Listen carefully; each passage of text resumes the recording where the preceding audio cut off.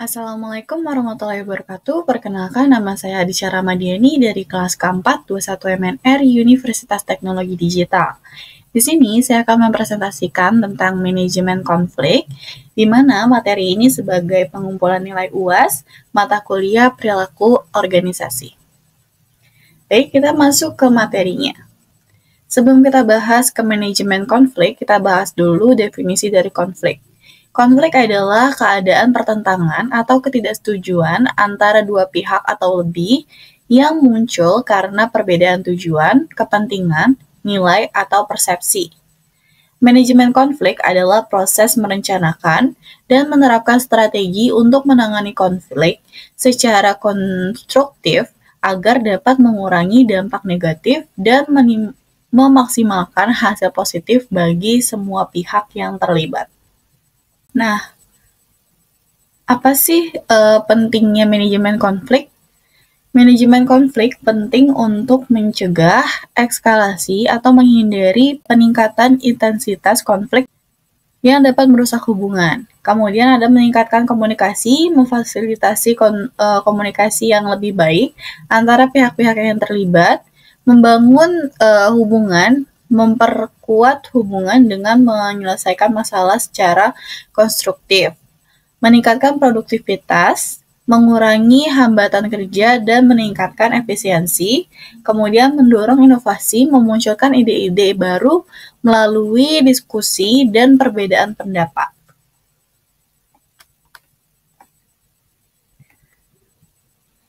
Kemudian apa aja sih jenis-jenis konflik? Yang pertama ada konflik intrapersonal.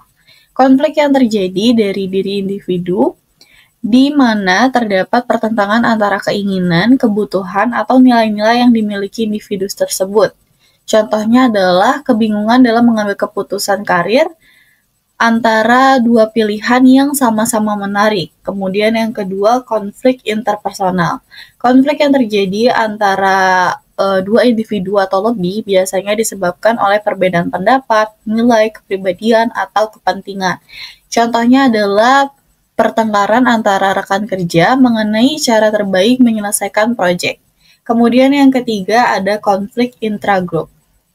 Konflik yang terjadi di dalam satu kelompok atau tim seringkali karena perbedaan tujuan, metode kerja, atau dinamika kelompok. Contohnya adalah perbedaan pandangan dalam tim mengenai strategi pemasaran yang harus diambil. Kemudian yang keempat adalah konflik intergroup. Konflik yang terjadi antara dua kelompok atau lebih yang dapat terjadi karena departemen dalam satu organisasi atau antar organisasi yang berbeda. Contohnya adalah persaingan antar departemen penjualan dan pemasaran dalam mencapai target perusahaan. Kemudian masuk ke penyebab konflik. Yang pertama itu ada perbedaan kepentingan. Setiap individu atau kelompok memiliki kepentingan yang berbeda. Ketika kepentingan tersebut tidak selaras, konflik bisa muncul.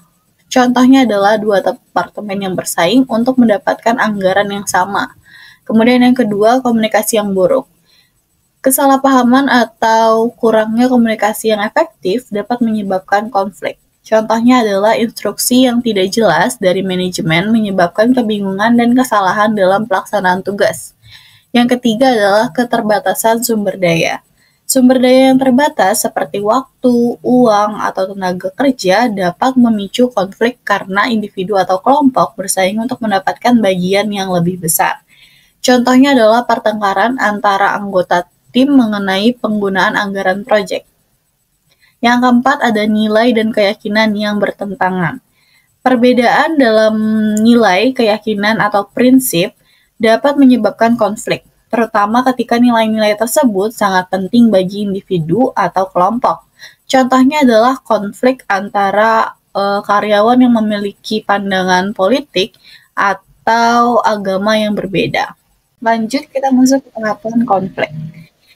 Tahapan konflik yaitu yang pertama ada potensi konflik. Tahap ini terjadi ketika ada kondisi yang memungkinkan terjadinya konflik seperti perbedaan pendapat, kepentingan yang bertentangan, atau sumber daya yang terbatas. Contohnya adalah dua tim dalam perusahaan yang memiliki tujuan yang berbeda. Kemudian yang kedua, kesadaran konflik. Pada tahap ini, pihak yang terlibat mulai menyadari adanya perbedaan atau potensi konflik. Mereka mulai merasakan ketegangan atau ketidaknyamanan. Contohnya, karyawan mulai merasa tidak puas dengan keputusan manajemen yang tidak adil. Kemudian yang ketiga, ada konflik. Tahap ini melibatkan niat atau keinginan untuk menghadapi atau menghindari konflik. Keputusan ini dipengaruhi oleh bagaimana pihak tersebut memandang situasi dan kepentingan mereka. Contohnya, memutuskan untuk menghadapi konflik dengan bawahannya secara langsung untuk menyelesaikan masalah. Kemudian, perilaku konflik. Pada tahap ini, pihak-pihak yang terlibat mulai bertindak berdasarkan niat mereka yang bisa berupa konfrontasi, negosiasi, atau penghindaran. Contohnya adalah pertemuan diadakan untuk mendiskusikan dan menyelesaikan perbedaan pendapat. Yang kelima, hasil konflik. Adalah hasil dari tindakan yang diambil selama konflik. Hasil ini bisa positif, misalnya penyelesaian masalah, peningkatan hubungan, atau negatif, misalnya kerusakan hubungan, penurunan produktivitas. Contohnya adalah konflik yang diselesaikan melalui kompromi dan tim menjadi kuat dan kompak. Kemudian teknik-teknik manajemen konflik. Yang pertama adalah kolaborasi. Pendekatan ini berusaha mencari solusi yang mungkin, di mana semua pihak yang terlibat dalam konflik bekerja sama untuk menemukan solusi yang memuaskan bagi semua. Contohnya adalah dua departemen bekerjasama untuk mengembangkan strategi yang memenuhi kebutuhan kedua belah pihak. Kemudian yang kedua, kompromi. Teknik ini melibatkan pencarian titik tengah di mana masing-masing pihak memberikan sesuatu untuk mencapai penyelesaian yang dapat diterima oleh semua. Contohnya adalah dua rekan kerja setuju untuk berbagi sumber daya secara bergantian. Kemudian yang ketiga adalah penghindaran. Teknik ini melibatkan upaya untuk menghindari atau konflik, seringkali dengan harapan bahwa kita akan terselesaikan sendirinya atau contohnya adalah seorang manajer menghindari konfrontasi dengan karyawan yang bermasalah dan berharap situasi yang lebih baik. Kemudian yang keempat ada kompetisi. Pendekatan ini melibatkan satu pihak yang berusaha menenangkan konflik dengan mengobrolkan pihak lain, seringkali digunakan dalam kondisi keputusan cepat diperlukan. Contohnya adalah seorang manajer memaksa keputusan tanpa mempertimbangkan masukan dari tim. Yang kelima adalah akomodasi. Teknik ini melibatkan satu pihak yang mengalah dan memberi biasanya untuk menjaga hubungan baik atau menghindari konflik lebih lanjut. Contohnya seorang karyawan setuju untuk mengikuti manajer meskipun pandangan yang berbeda. Kemudian strategi manajemen konflik. Yang pertama ada mediasi, menggunakan pihak ketiga yang netral untuk membantu menyelesaikan konflik dengan memfasilitasi komunikasi dan mencari solusi bersama. Contohnya adalah seorang mediator diperkerjakan untuk membantu menyelesaikan sengketa antara dua departemen. Kemudian yang kedua, negosiasi. Proses di mana pihak-pihak yang berkonflik berdiskusi langsung untuk mencapai kesepakatan yang memuaskan semua pihak. Contohnya adalah dua tim bernegosiasi untuk menentukan alokasi anggaran proyek. Kemudian ada arbitrase, merupakan pihak ketiga yang berwenang untuk mendengarkan argumen dari kedua belah pihak dan membuat keputusan yang mengikat.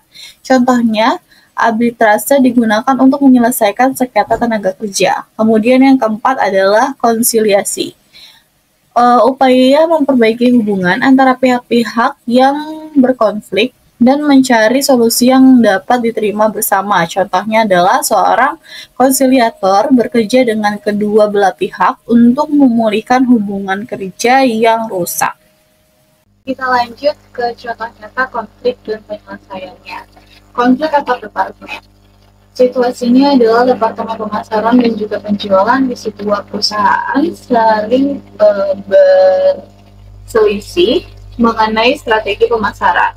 Pemasaran ini fokus pada kampanye digital yang inovatif, sementara penjualan lebih menginginkan pendekatan tradisional dan langsung kepada klien. Penyelesaian ini adalah manajemen mengundang pertemuan bersama kedua departemen dan menunjuk seorang mediator internal. Melalui diskusi terbuka, mereka memutuskan menghadapi pendekatan campuran yang menggabungkan kampanye digital dengan beberapa elemen tradisional. Kedua departemen setuju untuk berkolaborasi dalam pelaksanaan strategi ini. Manfaat manajemen konflik yang efektif. Yang pertama adalah meningkatkan komunikasi. Contohnya adalah tim terbiasa mengelola konflik secara konstruktif akan lebih mudah berbagi informasi dan bekerja sama. Kemudian membangun hubungan yang lebih baik.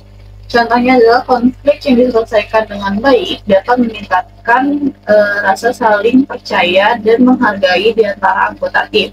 Kemudian meningkatkan produktivitas. Contohnya adalah tim mampu menyelesaikan konflik dengan cepat dan fokus kembali pada tugas dan proyek utama mereka. Kemudian mendorong inovasi dan kreativitas.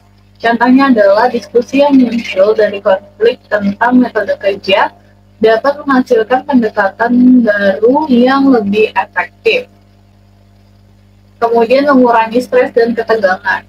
Contohnya adalah karyawan yang merasa konflik ditangani dengan adil dan efisien akan merasa lebih puas dan kurang stres. Kemudian meningkatkan kepuasan kerja. Contohnya adalah karyawan yang merasa bahwa manajemen peduli dengan masalah mereka akan lebih termotivasi dan puas dalam pekerjaan mereka. Kegagalan menangani konflik. Yang pertama adalah karena kurangnya pemahaman sumber konflik. Kedua adalah kurangnya menguasai percaya diri akan kemampuannya dalam menyelesaikan konflik. Yang ketiga, kurang mampu mengelola ketegangan dan emosi dan kondisi emosi diri. Yang keempat, kurang berani dalam berkonfrontasi. Kesimpulannya dari materi yang sudah saya jelaskan adalah pentingnya manajemen konflik. Manajemen konflik yang efektif adalah kunci untuk menjaga keharmonisan dan produktivitas dalam organisasi. Konflik yang dikelola dengan baik dapat meningkatkan komunikasi, hubungan antar individu, dan inovasi. Manajemen konflik bukan hanya tentang menyelesaikan perselisihan, tetapi juga tentang membangun budaya organisasi yang positif dan mendukung. Dengan strategi yang tepat, konflik dapat menjadi peluang untuk pertumbuhan dan perbaikan. Baik, terima kasih. Itulah yang dapat saya sampaikan dari materi ini. Lebih dan kurangnya mohon maaf. Semoga apa yang saya sampaikan dapat bermanfaat. Wabillahi taufiq wal hidayah. Wassalamualaikum warahmatullahi wabarakatuh.